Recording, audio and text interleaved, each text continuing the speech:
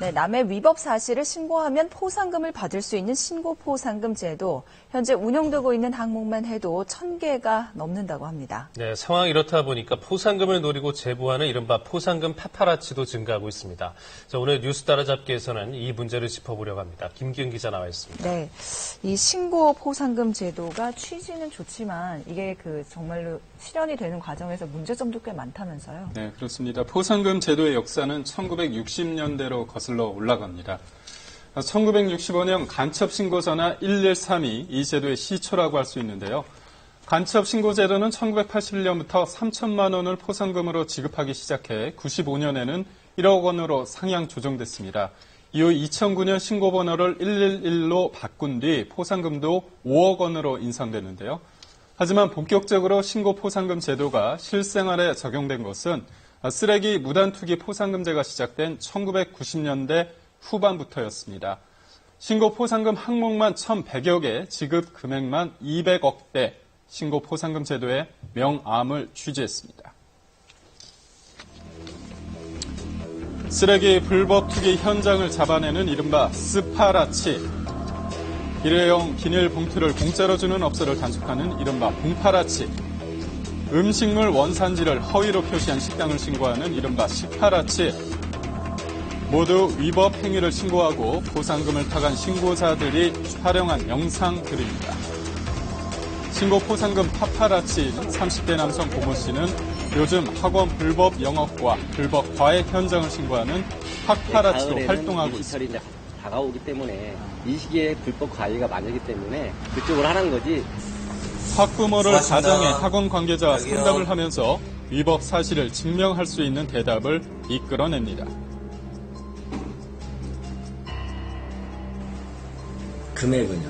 수리 하나 했을 경우에 2번 정도 이렇게 하면 저희가 60만 원 받거든요. 이렇게 불법 현장을 촬영하면 포상금을 받을 수 있습니다. 취익 고액이 500만 원입니다. 고액 가해가 잡혔을 때는요. 예, 취익 고거예요. 평범한 회사원이었던 그가 처음 신고 포상금 파파라치 활동을 시작한 건 7년 전부터였습니다. 파파라치라고 자동차 선 위반 사진만 찍으면 됐어요. 그때 그게 계기가 됐던 거예요. 중앙선 침범. 기관에서 뭐 예를 들어서 이후 각종 신고 포상금 제도를 섭렵하며 전문 신고꾼으로 전업했는데요. 이것도 때가 있어요. 봄에 하는 게 많이 하는 게 예를 들어서 선거철이면 또 선거법 위반이라. 지금 시기는 불법 고액 과일. 방학 때는 탈세, 병원, 성형외과, 그쵸? 탈세 같은 거. 결혼 시절이면 가구점 탈세. 포상금을 확실히 받을 수 있는 그만의 방법도 생겼습니다. 333 방법을 지키면 포상금이 다 나와요. 상대방 대화하는 얼굴 3초는 나와야 돼요. 그 다음부터는 안 나와도 상관이 없어요. 불법 잡는 거 3초. 이취 3초. 3초만 어기지 않으면 포상금은 다 나와요. 고 씨가 이렇게 벌어들인 돈은 적게는 한 건당 2, 3만 원에서 많게는 수백만 원까지 1년에 1억 원이 넘는다고 합니다. 제일 크게 한 거는 1,100만 원 탈세, 이미테이션 짝퉁생으로 1,100만 원 내가 받아본 적은 있어요. 1,000 이상이라고 생각하시면 될 거예요. 이처럼 신고 포상금으로 고소득을 올릴 수 있다는 입소문이 퍼지면서 신고 포상금을 받을 수 있는 방법을 가르쳐주는 학원도 상황을 이루고 있습니다. 시간이 없어서 전화를 못 받을 정도로 남자, 여자, 성인 20대부터 70대까지 교육 받는 사람들이 천차만입니다. 다행이에요. 취재진이 학원을 방문한 날 역시 교육이 한창이었습니다. 불법 현장을 포착해내는 방법을 알려준 뒤 현장 실습까지 이뤄집니다. 비교적 간단한 편에 속하는 것부터 시작하는데요. 바로 일회용 봉투를 공짜로 지급하는 것을 적발하는 봉파라치입니다. 수강생들은 단순한 수입을 넘어 준법 정신 고양이라는 명분도 있다고 어떻게 보면 얘기합니다. 일석이조잖아요. 나라에 대한 단속도, 불법 단속도 할 겸 돈도 벌고.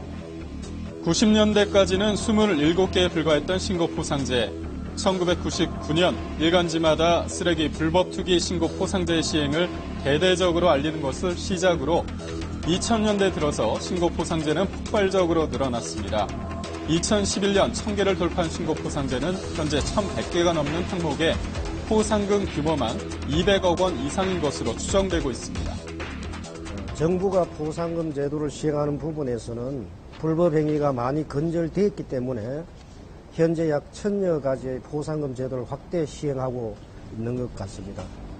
최근엔 탈세 제보 포상금이 1억 원에서 10억 원으로 인상됐고 주가 조작 20억 원, 담합 30억 원 등 포상금이 로또 복권 당첨금 수준으로 뛰어올랐습니다.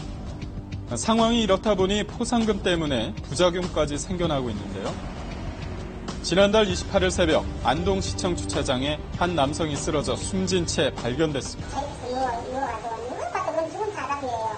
나 처음에 술 먹고 정말로 문제 알았어요. 술을 먹고 이제 다시 나왔거든요. 이렇게 농담이 이렇게. 숨진 남성은 64살의 김모 씨. 지난 4월부터 수차례에 걸쳐 시청에 신고 포상금을 달라고 요청했던 인물이었습니다. 신고 포상금이 나오는지 알고 있었는데 그건 내가 따져왔다고 그랬다. 김 씨는 한승려가 안동시로부터 보조금 1억 5천만 원을 받아 전시관을 세운 다음 임의로 이를 매각한 사실을 시에 신고한 뒤 포상금을 요구했는데요.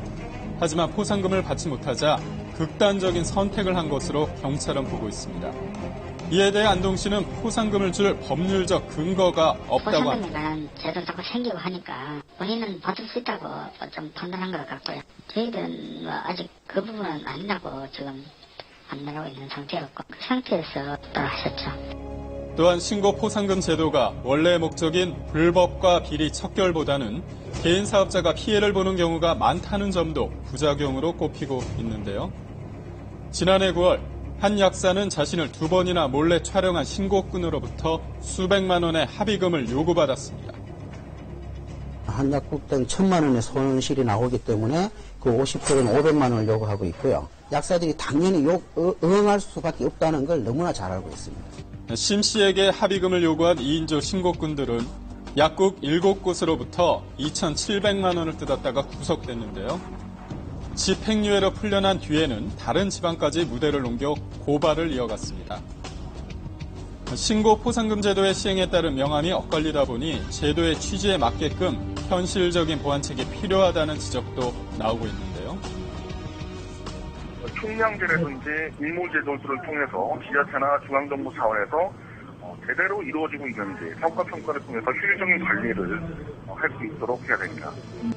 공권력이 감시할 수 없는 단속의 사각지대에 대한 해법이라는 긍정론과 국민 간 불신을 조장한다는 부정론이 맞서는 가운데 신고 포상금 제도의 항목과 지급 규모는 꾸준히 늘고 있습니다.